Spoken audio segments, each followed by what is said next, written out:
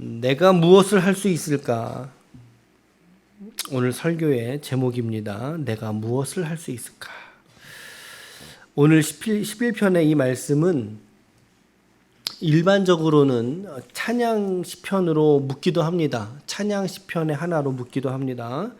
그런데 이 말씀을 이렇게 보니까 1절이든 2절이든 이렇게 보니까 원수가 등장하죠. 악인들이 등장합니다. 그들이 시인을 조롱하죠. 조롱하면서 동시에 그 시인이 악인들을 향하여 대적하는 태도라기보다는 하나님에게 읊조리듯 이야기를 하고 있지 않습니까? 그러니까 악인들의 조롱, 시인들을 향한 조롱이 있지요. 그래서 이 시편을 탄식시로 보기도 합니다. 탄원시, 탄식시. 근데 거기서만 끝나는 것이 아니라 이 말씀의 또 후반부로 갈수록 하나님에 대한 신뢰가 도드라지죠. 신뢰가 있고 또 그리고 하나님을 향한 믿음, 확신이 시인 안에 있거든요. 그래서 이 시편을 확신시로 보기도 합니다. 확신시. 그러니까 이 시편의 시상을, 이 11편에 나오는 시상을 어느 한 가지로 정의 내리기는 어렵다라는 거죠. 여러 가지의 시상들이 이 시편 안에 등장하고 있다는 것입니다. 탄식도 있지요, 찬양도 있지요, 그리고 확신과 신뢰도 있지요. 이런 지점으로만 묵상했을 때 우리는 우리의 삶에도 이러한 다양한 삶의 모습들이 오늘 우리에게도 신자들 안에도 존재하고 있다. 경험할 수 있는 것들이구나 라고 우리가 겸손하게 받아들일 줄 알아야 된다는 것입니다. 네, 맞습니다. 이 시편이 지금 누구의 시편이라 그래요? 표제를 보시면 빨간색 꺾은 표시 뭐라고 돼 있어요? 다윗의 시라고 돼 있어요. 다윗. 인도자를 따라 부르는 노래. 이 시편의 시인이 기자가 저자가 다윗이라고 한다면요, 언제적에 이 시편을 지었겠어요? 그러면 지금 이런 상황이니까 아마도 사울을 피해서 도망가던 때에 지었겠지요, 그렇죠? 그럴 때 분위기하고 비슷하잖아요. 이 굴도 나오고 그 어두운 데서 이제 활도 쏜다고 하고 하는 거 보니까 하나님이 그렇게 기뻐하셨던 다윗 아닙니까? 그렇게 하나님께서 예뻐하셔 총애하셨던 다윗의 삶에 이러한 탄식이 있다는 것에 우리는 아이러니를 느낄 수도 있어요. 아니 이게 다윗의 시였어? 아니 다윗이 이 정도였어? 뭐 이런 이야기들이 있죠. 그런데 그것이 바로 우리 신자들이 살아가는 오늘의 우리의 삶의 단면이기도 하다라는 것이죠. 우리의 삶에 탄식만 있습니까? 뭐 탄식 하나만 있겠습니까? 아니죠. 절망도 있어요. 절규, 배신, 모욕감도 들 수 있고 이 땅을 살아가다 보면 믿는 자로서 당하는 모욕감들, 그리고 어떤 신앙 때문에 우리가 경험하게 되는 조롱들이 있을 수 있다는 거죠. 우리는 여전히 오늘을 살아가면서도 이 사회 구조 속에 있는, 우리가 예수를 믿지만 이 사회 속에서는 직장인, 직업인으로 살아가지 않습니까? 그 안에서 갑이 있고 을이 있단 말이죠. 갑을 관계로 우리가 살아가지 않아요? 또 때로는 노사 관계가 그런 거를 말하지 않습니까? 이러저러한 어떤 우리의 사회 관계들 속에서 오늘 우리들도 이러한 동일한 어려움들에 봉착하게 되고 경험하기도 한다라는 것이죠. 이게 믿는 자기 때문에 다 비껴갔으면 얼마나 좋겠어요. 나 예수 믿는 사람이니까 이런 어려움들 없었으면 좋겠다. 물론 없었으면 좋겠죠. 저도 없었으면 좋겠어요. 형통한 은혜와 기쁨만이 성도들에게 있으면 좋겠죠. 그런데 정작 우리의 현실 세계 속에서는 그렇지 않다라는 것입니다. 그렇게 살아가지 않는다는 거죠. 그럴 때 여러분, 우리가 그러한 세계를 살아갈 때 과연 우리들은 어떠한 신앙의 태도를 가지고 우리의 생활들을 살아가야 될까요? 라고 우리가 질문할 수 있지 않겠습니까? 하나님, 도무지 저는 어떻게 이 세상을 살란 말입니까? 라고 우리가 하나님 앞에 질문할 때, 그럴 때 오늘 성경을 보실게요. 성경을 보면 1절에서 3절은 악인들이 일어나서 시인을 조롱하고 있는 장면이죠. 1절부터 3절. 1절에 보세요. 1절에 보니까 내가 누구한테 피했어요? 여호와께 피하였거늘 이에요. 그러니까 이미 시인은요, 자기 문제를 인식했어요. 그 문제 인식을 하고 난 이후에 지금 어디로 피했다고 말하고 있어요? 여호와께. 하나님에게 이미 피하여져 옮겨온 상황이에요. 주님의 은혜의 그늘 아래, 날개 그늘 아래, 그 아래로 피했다고요. 그런데 그를 바라보면서 조소하고 말이죠. 조롱하는 사람들은 뭐라고 그래요? 새처럼 너희의 산으로 도망가라, 올라가 버려라 라고 말한다는 것이죠. 여러분, 새가 날아서 산으로 도망간다는 건 쉬운 걸 말하는 거예요? 쉬운 방법을 말하는 거예요? 어려운 방법을 말하는 거예요? 새가 날아서 산으로 도망간대요. 이거 쉬운 걸 말하는 거죠. 네. 이거는 어려운 게 아니에요. 아주 쉬운 방법을 택하라는 거죠. 눈에 보이는 현실 앞에. 너가 뭐하러 그렇게 힘들게 하나님 앞에 그렇게 여호와 앞에 피하여 너가 숨었느냐? 주님이 뭐라고 하시더냐? 너에게 현실적인 도움을 주더냐? 이 말이에요. 그러지 말고 너 그냥 차라리 눈에 안 보이게 날아서 새처럼 너의 산으로 도망가 쏙 숨어 들으라는 거죠. 여호와께 피하는 것이 무용하다는 거예요. 쓸데없는 짓 하지 말라는 거죠. 세상은 우리를 향하여 이렇게 조롱해요. 너 오늘 예배드리러 가? 너 오늘 성전으로 가? 너 몸이 힘들다며. 너 그런데 성전으로 나아갈 힘은 어디에 있어? 너 생활에 너 쓸 돈도 없다며. 근데 네가 교회 가서 예배드리면서 드릴 헌금이 어디 있어? 너 그러지 말고 너 산으로 도망가 버려. 여호와께 피하는 것이 이처럼 무용하다라고 악인들이 신자들을 조롱하는 단면을 우리가 보는 모습 아닙니까? 어쩌면 여러분들의 여기 남편 있는 사람이 둘밖에 없구나. 남편이 그럴 수도 있고 우리 아내가 그럴 수도 있지요. 가족이 그럴 수도 있고 직장의 상사들이 우리에게 그런 얘기할 수 있는 거예요. 우리의 믿음을 마치 조롱이라 하듯이 말이죠. 연이어서 뭐라고 말하죠? 악인들이 이미 활을 당기고 있다라고 말하죠. 활을 당기고 있다. 그러면서 활의 시위를 먹였다 그래요. 예. 여기서 말하는 시위가 뭘까요? 우리 막 데모할 때 그런 시위를 말하는 건 아니에요. 그렇죠. 활이 있잖아요. 활이 대가 있죠. 활대가 있는데 여기서 시위라는 것은요, 이 활대의 양 끝단을 걸어서 줄로 땡긴 거죠. 땡겨서 활시위를 캥긴 이 줄을 말하는 거예요. 이거를 시위라고 말하거든요. 근데 그것을 가지고 지금 활시위를 먹였다는 표현을 뭐겠어요? 활을 쏘기 위해서 이미 당겼다. 장전한 상태, 일발장전한 상태를 말하는 거죠.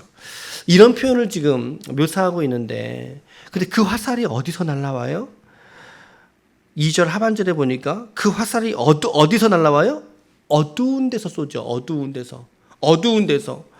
여러분, 눈에 보이지 않는 어두운 데서 화살이 날라온다고 해봐요. 어디서 날라오는지 당사자가 알아요, 몰라요? 모르고 맞는 거예요. 이거 피할 수 있어요, 피할 수 없어요. 이거는 못 피하는 걸 말하는 거죠. 결코 활에 관역이 된 당사자는 악인이 쏘는 화살이 어디서 날라오는지도 모르기 때문에 그 화살을 피할 재간이 없다는 말이죠. 이미 악인들이 어두운 곳에서 활시위를 당겨서 여호와께 피한 자를 이처럼 겨냥하고 있다. 이게 얼마나 섬뜩한 모습입니까? 얼마나 섬뜩해요. 그런데 우리가 살아가는 현실이라는 세계 속에서는 이러한 일들이 다반사라는 거예요. 우리가 눈에 보이는 화살만 안 들었지. 우리가 그러잖아요. 저 칼만 안 들었지 날도둑이네. 그런 표현 쓰죠. 우리가 눈에 보이는 활시위만 우리에게 겨냥하지 않았을 뿐이지, 우리를 대적하는 악인들은 세상 속에서 이미 활보하면서 우리 믿는 자들의 신앙을 쏘기 위하여 겨냥하고 있다는 사실이죠. 이것을 우리가 깨달아야 되는 것입니다. 우리가 살아가는 세상사의 모습이 지금 이처럼 드러나고 있는 것 같지 않으세요? 우리 이마에, 우리의 가슴에 신자라고, 예수 믿는 사람이라고 하는 명찰을 달고 세상을 살아가게 되는데, 그 세상 속에서 경험하는 알게 모르게 받는 차별이나 억울함들이 있다는 거예요. 우리의 신앙이 때로는 세상 사람들에게조차도 시험대에 오르는, 너 신앙이 진짜인지 한번 볼까? 사탄이 악한 사람들을 꿰어서 하는 말들이겠죠. 그것들이. 그렇죠? 우리의 신앙의 심장에다가 보이지 않는 어두운 구석에서 말이죠. 치사하게 화살을 겨누고 우리가 여호와께 피하여 왔음에도 불구하고 우리를 절망하게 만들려고 하고 그 활로 우리를 쏴 죽이려는 그러한 경험들을 우리가 일상에서 살아가는 삶 속의 사회에서 경험하게 된다라는 거죠. 이것들은 우리가 세상을 민감하게 바라보고 통찰하게 된다면 우리의 이러한 상황들 쉽게 깨달을 수 있을 것 같아요. 혹은 자주 경험하게 되는 국면이기도 하죠. 그렇게 세상은 믿는 자들을 향하여 조롱하여 온다. 그때 하나님이 어디 계시다고 말하고 있어요? 성전에 계시죠. 성전에 계시고 그 보좌는 하늘이시고 그의 눈이 모든 인생을 어떻게 하세요? 통촉하신다라고 말하고, 그의 눈이 인생을 통촉하시고. 통촉이라는 말이 뭐예요? 우리 사극 같은 데 보면 뭐라 그러죠? 통촉하여 주옵소서 그러잖아요. 통촉의 뜻이 뭔지 아세요? 이것은 윗사람이 아랫사람의 사정이나 형편 따위를 깊이 헤아려서 살핀다라고 하는 의미가 있어요. 그런 뜻이래요. 하나님이 모든 인생들을 통촉하신다. 우리의 형편 따위를 깊이 헤아리셔서 하나님이 우리를 살펴보신다라는 거죠. 하나님이 우리를 이처럼 돌보신다라는 것이죠. 모든 고난 속에 있는 당신의 사람들, 백성들과 자녀의 마음을 하나님이 깊이 헤아리고 계신다. 그러면서도 그의 안목이, 그의 시선이죠. 그의 눈이 4절 후반부에 또 누구를 감찰하신대요? 그들을 감찰하신다 돼 있어요. 여기서 말하는 그들은 누구일까요? 뒷부분에 5절에 보면 여호와는 의인을 감찰하신다라고 의인이 한번 나오죠. 그러니까 이 앞절에서 감찰하는 사람은 누구겠어요? 저는 악인이라는 생각을 했어요. 자, 그러면 감찰은 무슨 뜻입니까? 규율과 행동을 감독하여 살핀다라고 하는 의미가 있대요. 살펴본다. 왜 이게 눈을 부릅뜨고 보는 거 있잖아요. 감시하고 예의주시하여 살펴본다. 그런 뜻이에요. 그러니까 하나님께서는 의인이든 악인이든 모두를 감찰하고 계시는 그러한 주권의 하나님이라는 거죠. 그러기에 조롱받았던 시인이 결국에는 자신과 악인 모두를 감찰하시는 하나님을 신뢰하게 되고요. 그 하나님께 6절과 7절 같이 읽겠습니다. 6절 7절 시작. 악인에게 그물을 던지시리니 불과 유황과 태우는 바람이 그들의 잔에 소득이 되리로다. 여호와는 의로우사 의로운 일을 좋아하시나니 정직한 자는 그의 얼굴을 배우리이다. 아멘. 하나님께서 그 악인들에게 그물 던지신대요. 뭐 하려고요? 잡아들이려고. 그물을 던져서 그들을 잡으시고, 그리고 하나님의 주권에 잡힌 그들을 하나님이 이끌고 어디로 가세요? 불로, 유황으로, 태우는 바람으로 가셔서 그들을 심판해 버리신다라는 거죠. 여러분, 세상을 향한 심판은 오늘 우리에게 있지 않고 오직 여호와 하나님께 있는 줄 믿으시길 바랍니다. 오늘 시인은요, 이 마음속에 그러한 확신이 있던 거예요. 하나님은 의로우시지. 그리고 나는 정직한 자고 나는 하나님의 그늘 아래로 오늘 피하여 도망간 자지. 하나님께 도망간 나를 하나님이 그냥 냅두실 리가 없다라는 거죠. 그래서 결국에는 하나님의 무엇을 보이셔요? 그에게 얼굴을 보이신다. 하나님의 얼굴을 보이신다. 이것은 시인을 향한 위로입니다. 하나님의 얼굴 배움는 위로 말이죠. 정직한 자에게 하나님께서 나에게 이처럼 행하여 주실 것이다 라고 하는 소망과 위로를 오늘 시인은 갖게 되죠. 여러분, 신앙이라는 게 이런 거예요. 신앙이 우리의 어떤 상황과 어떤 조롱과 핍박 속에서도 하나님의 선하신 역사들을 결코 의심하지 않고 우리의 삶의 주권을 하나님께 이양할 수 있는 거 말이죠. 그것이 신자들의 삶을 살아가는 태도라는 거죠. 여러분, 오늘 저와 여러분들에게도 이 시인과 같은 어려운 일들, 조롱당하고 우리의 믿음이 업수히 여김당하는 그러한 일들이 여러분들 앞에 펼쳐질 수 있어요. 분명히 그럴 수도 있어요, 여러분. 그러나 그러한 일상에서 우리가 그들에게 무엇을 할 수 있을까요? 우리가 세상을 향해서 무엇을 할 수 있을까요? 그들이 우리에게 폭력으로 나올 때 그러면 우리도 그들에게 폭력을 행사할 수 있을까요? 맞폭력을 써야 될까요? 그들이 야비하게 나오니까 우리도 야비한 방법으로 그들에게 하면 되겠네요. 여러분, 그러려고 하면요, 우리 이마에 예수 십자가 다 떼고 해야 돼요. 우리는 그거 다 버리고 해야 돼요. 우리가 똑같은 일에 똑같이 반응해야 한다면 과연 그것이 우리가 이 세상을 살아가는 구별이라고 하는, 거룩이라고 하는 구별된 성도들의 삶의 모습이 과연 그런 모습일까요? 세상 사람들이 우리를 조롱하니까 야비하게, 우리도 그들을 야비하게 조롱하는 방식을 선택해야 하느냐는 거죠. 그래서 예수님이 우리에게 뭐라고 말씀하셨습니까? 너희가 세상에서 뱀처럼 지혜로우라라고 말씀하셨어요. 뱀처럼 지혜로우라. 우리 지혜로우셔야 돼요. 뱀처럼 지혜롭고, 그리고 더 나아가서 비둘기처럼 너희가 세상을 순결하게 살아가라. 주님은 우리에게 뱀처럼 지혜롭고 비둘기처럼 순결하라라고 하는, 이게 왠지 양극단의 이야기 같지 않으세요? 한번 잘 생각해 보세요. 뱀과 비둘기, 양극단의 이야기처럼 생각되지 않으세요? 이 둘이 조화될 수 없을 것 같지 않으세요? 하지만 주님은 이 둘을 조화롭게 하셨어요. 무엇으로 조화롭게 하셨죠? 예수님의 십자가의 사건으로. 그렇죠? 지혜롭게, 그리고 순결하게 세상 사람들을 향하여. 여러분, 그래야 빛되고 소금된 삶이 되는 거 아닐까라는 생각을 저는 이 시편 말씀을 묵상하면서 저는 하게 되었습니다. 여러분, 세상 사람들은요 이렇게 못 살아요. 비둘기처럼, 뱀처럼 순결하게 십자가 지는 삶처럼 못 산다고요. 이렇게 살려고 해도 그들은 못 살아요. 왜요? 그들에게는 예수 복음이 없단 말이에요. 예수님이 그들의 중심엔 없어요.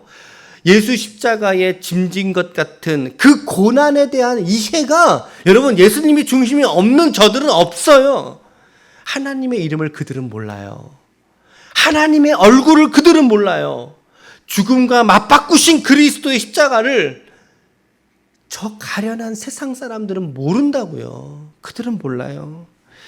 그래서 우리는 어떤 관점에서 말한다면 우리가 세상을 향하여 할 수 있는 일은 없어요. 죽는 일 이외에는 없어요. 세상적으로는 없다 이 말이에요. 오직 한 가지의 일밖에 우리에게 없는데, 그게 뭐냐면 하나님의 그늘 아래로, 하나님의 펼치신 보호하시는 그 그늘 아래로 우리가 더 깊이 파고드는 거, 하나님의 품 안으로 우리가 파고드는 거, 그거 이외에는 우리가 직접적으로 세상을 살아가면서 해결해낼 수 있는 일들이 없다라는 거죠. 없다라는 거죠. 신앙의 방식, 예수의 방식으로 세상을 살아가는 것 이외에는 없다.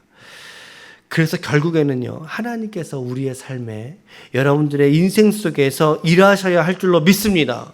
하나님께서 여러분들의 생애 속에 친히 일하여 주실 줄로 믿습니다. 아멘. 오늘 1절 말씀에서처럼 우린 다시 1절로 돌아가 봐요. 내가 여호와께 피하였거늘. 오늘 여러분들은 세상의 조롱 속에서 어디로 가시려고 합니까? 뭐 세상의 법정들이나 이런 거 우리가 활용할 수 있어야 되죠. 맞아요. 하지만 본질은, 근본은 우리가 하나님의 그늘 아래 피하여야 된다. 여호와께 피하여야 하거늘. 우리 모든 성도들의 삶에 이 하나님의 돌보심이 이번 한 주간도, 오늘도 하나님께서 이와 같이 돌보실 줄로 믿습니다. 우리 모두가 이처럼 지혜롭고 순결하고 믿음과 신앙의 경건을 가지고 우리에게 대적해 오는, 조롱하고 유혹하는 세상 속에서 오히려 순결한 믿음의 삶으로 그들이 변화되어지는 놀라운 일들이 여러분들의 삶에 넘칠 수 있기를 축복합니다. 아무쪼록 오늘도, 이번 한 주도 내가 세상을 향하여 할 수 있는 가장 본질의 사건은 바로 하나님의 그늘 아래로 피하는 것이구나 라고 하는 이 말씀 다시 한번 붙드시고, 여러분 이 세상 속으로 오늘도 담대하게 나아갈 수 있는 하나님의 거룩한 종들이 다 되시기를 예수님의 이름으로 간절히 축원합니다.